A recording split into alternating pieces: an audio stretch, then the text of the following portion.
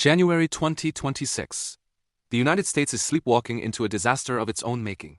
Under Trump, Washington has abandoned diplomacy and replaced it with intimidation, threats, and brute force. What the White House calls strength is, in reality, strategic vandalism. The plan to label Mexican cartels as terrorist organizations and prepare unilateral U.S. military strikes inside Mexico is not leadership, it is reckless imperial behavior. This is how you destroy a partnership and create a permanent enemy. Mexico is not Iraq. It is not Afghanistan. It is a 130 million person country, America's largest trading partner in the region, and the keystone of U.S. border stability. A single U.S. strike on Mexican soil would instantly end all cooperation on migration, intelligence, and border control. The border would not become safer, it would collapse. And the U.S. military is not even prepared for what would follow. After 15 years of shifting toward high-tech great power warfare, the U.S. no longer has a force optimized for urban counterinsurgency against decentralized criminal networks embedded inside megacities. Cartels are not armies. They are hydra networks.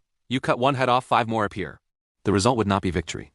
It would be endless urban warfare, civilian casualties, and a permanently radicalized population on America's doorstep. The strategic consequences would be catastrophic. First, Mexico would immediately sever all security cooperation with Washington.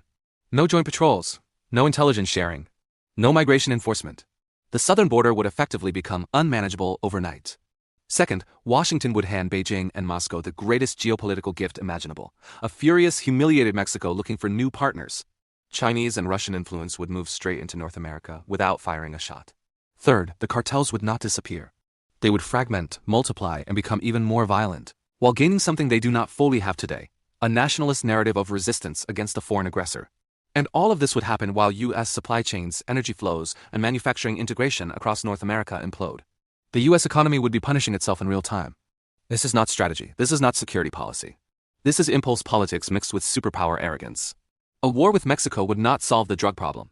It would turn North America into a low-intensity war zone that never ends. Trump's approach is not making America safer. It is turning the United States into the most dangerous and destabilizing actor in its own hemisphere. Empires do not usually fall because they are weak. They fall because they become reckless, arrogant, and blind to the consequences of their own power. Comment below your thoughts and follow the Global Analyst for more geopolitics updates.